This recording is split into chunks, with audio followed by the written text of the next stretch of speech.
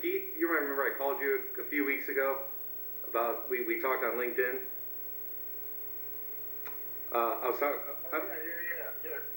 yeah, I was the guy who called about that ad from like 30 years ago. Right, yeah. What's up, dude?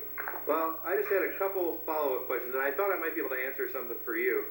I know you were wondering how we got your name associated with all of this. Yeah. So I have, I know this was a long time ago, but I have an article here from the New York Times from 1983.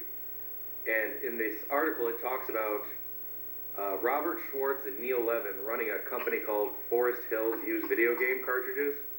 Right. Or was that your company? Yeah. Okay, so you and Robert Schwartz ran that? I told you I knew him. Okay, yeah, you certainly did. Okay, I just wanted to, yeah, so that's how we got your name associated with that, because in that new ad, the company was called Play It Again, and it says, oh, formerly Forest Hills Used Video Game Cartridges. Yeah, well, that's not true, but okay. Okay, I'm sorry, yeah, that's, well, I mean, let me say that. Maybe it was. I don't know. You know what? I mean, yeah, maybe. I don't know. Okay. But I wasn't there when that was, whatever, what was the name of the company? Play It Again. Yeah, I mean, I didn't have anything to do with that company. Okay, so that's what kind of we were wondering. Did you, after, like, did you and Robert both leave the Forest Hills, and maybe he started his own company after that? Is that? Right. I gotcha. All right. That was, we were kind of wondering, a lot of people were wondering why he would, you said that he would put fake listings in his ads, and some people they didn't understand why that would be the case. To me, it made sense. Like, he was probably just trying to catch people. Yeah, I knew him for a bunch of years, and how can I say it? He was a character, you know what I mean? So I'm sure he felt the same way about me. So, but we did buy and sell a lot of used games, I can tell you that, in the 80s together. Okay. And, if you ask me, if you're doing a documentary or a story, I'll be the first to tell you that it was my idea to buy and sell used video games in the early 80s. Okay. I knew a lot of people that bought and sold used stuff. And I just thought that was, it was hard to get games in the 80s. Mm-hmm. A game would come out, and if you were a game player, you would look everywhere to find the game. And you couldn't find it no matter what. Sometimes they'd wind up at Sears, and some local retailers, but there was never a place where you could go and get pretty much whatever you wanted. And I just felt like, okay, we should be a place that everything's available, and everything's available at a very good price.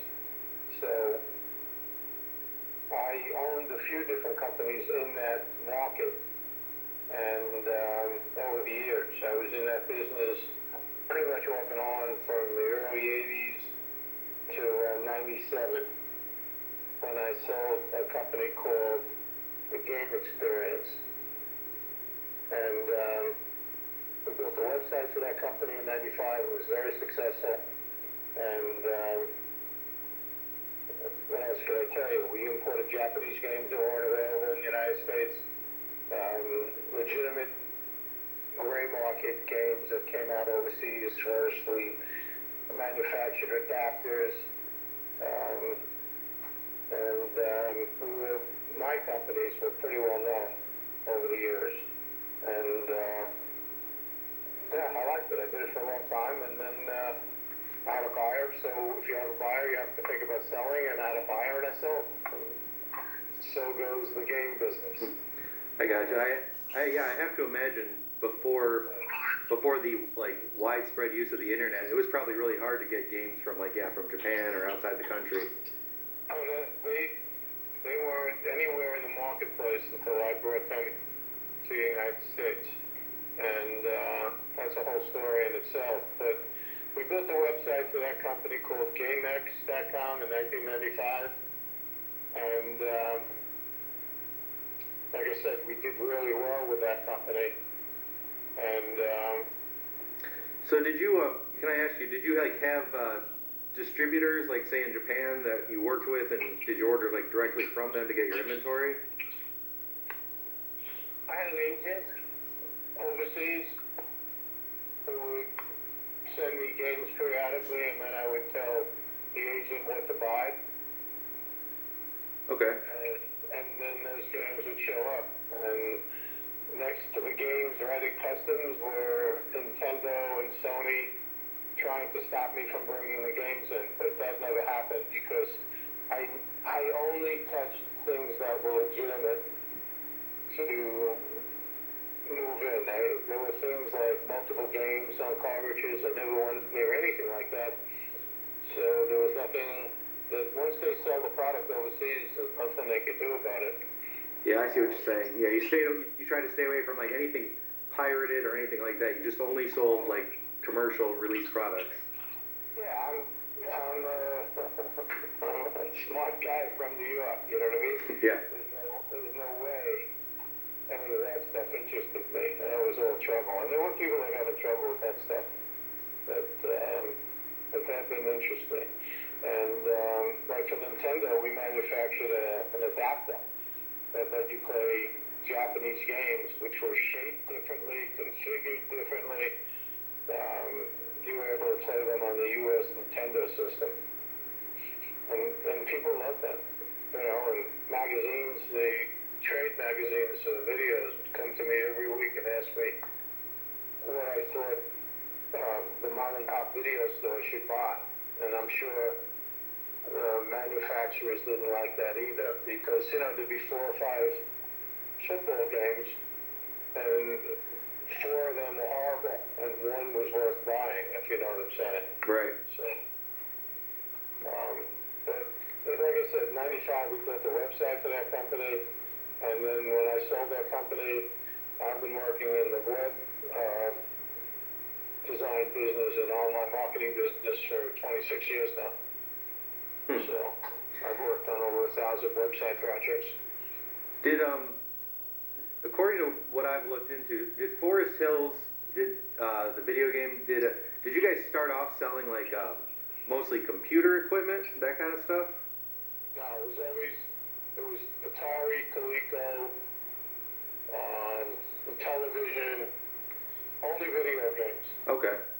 I was never involved in computer games, me personally, nor any companies that I owned. So. No, it's good. It's good that I was able to talk to you. Yeah, there's a lot. Like I said, there's a lot of articles that were written like 30, getting over 30 years ago now, and some of them have pretty spotty accuracy.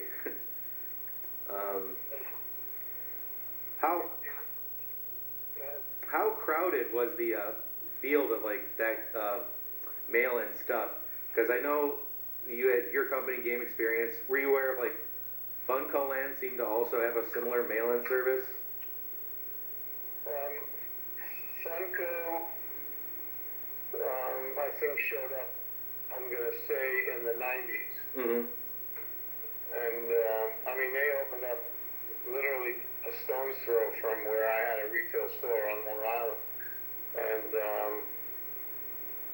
I don't think there were any competition. You know, if you're an owner of a small kind of operation, you could pivot really fast, which we were able to do.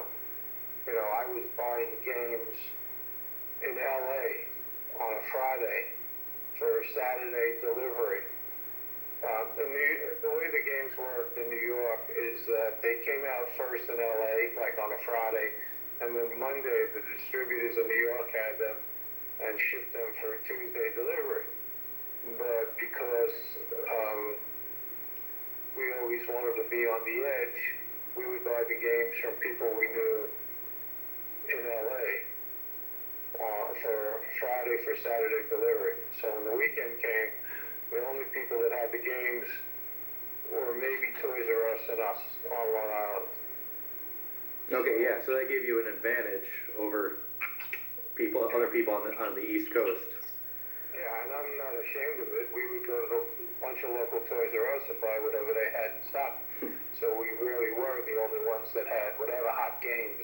We didn't do it for every game, but if Madden 95 came out, we would make sure that we were the only guys that had them in the New York metropolitan area. And people came from all over. Plus, we were buying and selling games literally from all over the world. I would buy stuff out of Japan and sell it out of Hong Kong and sell it back to Japan, to people in Japan.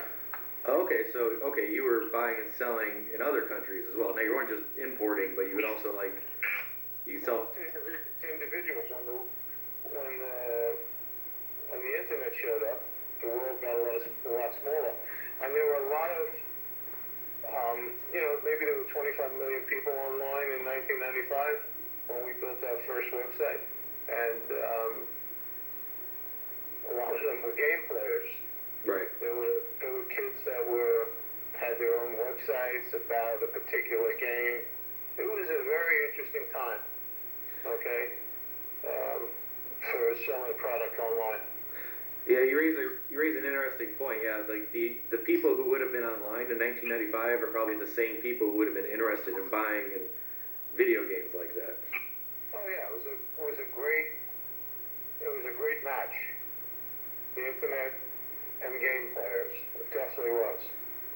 So, and like I said, I mean, we built a ton of websites in probably about 100 plus industries. So, are you still in the games business at all today? no, not since '97. Okay. No, I mean, I looked at it, but when we looked at it to do it, it would have cost millions of dollars to do it right. And then you would have been like everybody else. You would have been stuck with a zillion Tecmo Bowls, if you know what I mean. Yeah. With nobody to buy them. Okay. So, yeah. And we handled some interesting game systems. We had systems like Neo Geo. I don't know how familiar you are with this stuff, but like Neo Geo was like it was like a Sony product, but it had real cartridges, like 3 inches wide and a foot long. Okay, that could have gone into a console unit, but it had its own unit, and they were like real arcade games. It was like amazing. And how did all that work in the 80s before the internet? Like, was it purely just people filling out forms through magazines, that kind of stuff? We advertised in a bunch of magazines that we bought used games, and people would write us, ask for a price list, and I think in those days, at least I did when I was on my own, I priced everything at like $10. I'd buy it at 10, sell it at 20, and we always had wholesale outlets that we could sell to companies that supplied Blockbuster and Hollywood Video with used games for their opening inventories. So we were never stuck with anything. Oh, so you always had a place to get rid of any excess inventory. Yeah, we were pretty well known around town, because again the video magazines always gave us credit for our knowledge. So interesting experience. I think, like I said, I ran from '82 to '97. Okay, and yeah, I liked it. It was fun. So what do you guys do with this knowledge that you're getting about like what I'm telling you? Okay. Well, you might be a little disappointed. There's probably not going to be a lot that comes out of it, other than we'll probably take the information, probably make like some YouTube videos about it. like I said, there was just a lot of people who were particularly interested in that one advertisement from 30 years ago. That's amazing. Yeah. Do you physically have a copy? Of the ad? I do somewhere. I bought 2 copies of it actually a couple years ago. I don't know where they are offhand. I'm talking about the New York Times article. Oh, no, I have, I'm looking through the New York Times archive. I can send you a link to it. Yeah, if you could do that, that'd be awesome. Yeah, I can send that to you. I'll send it over LinkedIn. Okay. In fact, I'm cool. doing it right now. Yeah, so, yeah, like I said, that's just a lot of people who were interested. You don't happen to know if Robert Schwartz is, still around, do you? I don't. Until you mentioned what was on your mind, I thought about Schwartz in a long time. Okay. I'm talking maybe 83. Okay. So it looks like it looks like he might have left Forest Hills and started his own company, and that's why you guys were competitors for a while after that. It looks like. I'm sure we competed in the 80s with Nintendo stuff. I know we did. But, I just went about my business. I did things differently. I was a guy, I wouldn't take an order until I had the game. So I literally bought thousands of used games from all over the United States. And then when I had enough, I first started selling them used locally. I had the first Christmas that I went back into that business, I think it was around 87 or 88. And then I had a warehouse operation selling used games. And I ran out of used games. I didn't sell any new games. I ran out of used games like 10 days before Christmas. So I went home and I said to my kids, who had probably about 150 games laying around on the floor, I said to them, hey, you gotta do me a favor. And they said, hey, whatever.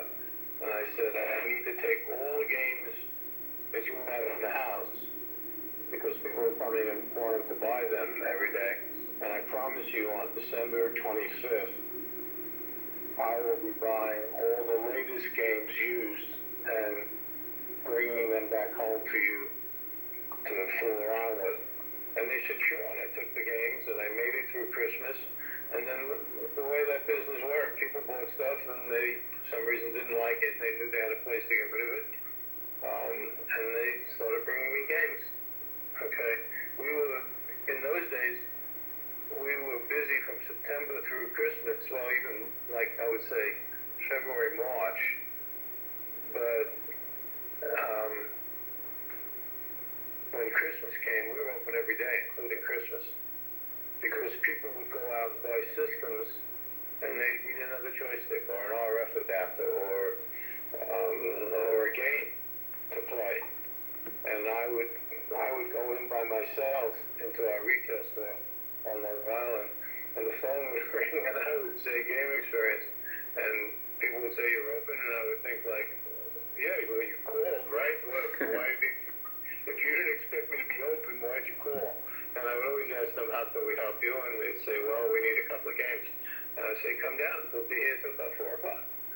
The day after Christmas, we did almost as much business as we did the day before Christmas.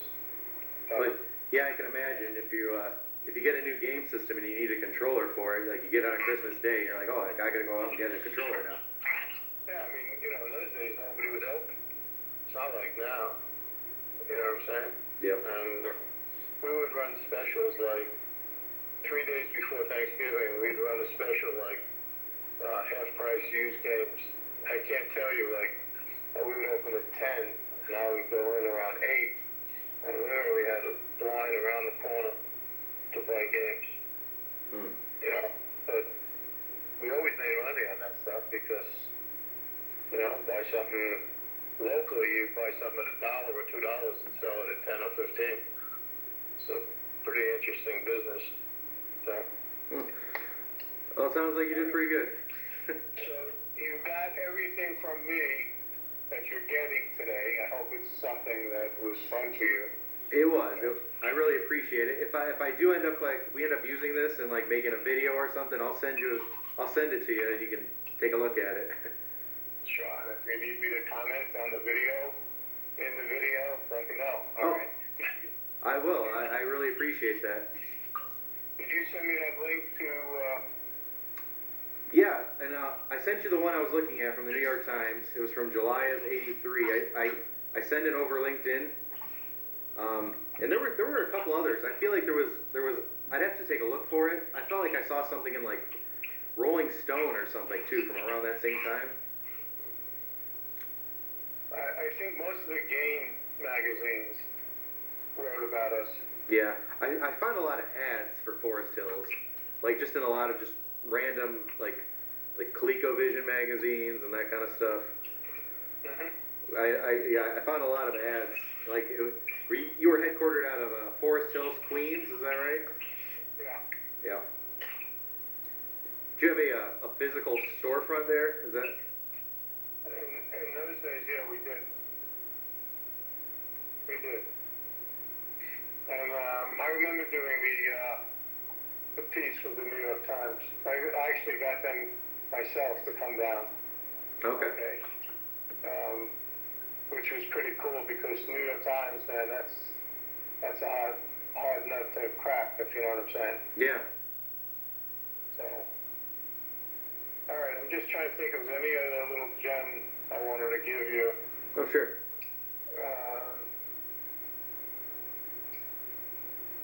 Well, I think you pretty much got it all. All right. All right. Well, thank you so much, Neil. I really appreciate this, and thanks for talking to me again. You got it. Okay, babe. All right. Have a good one.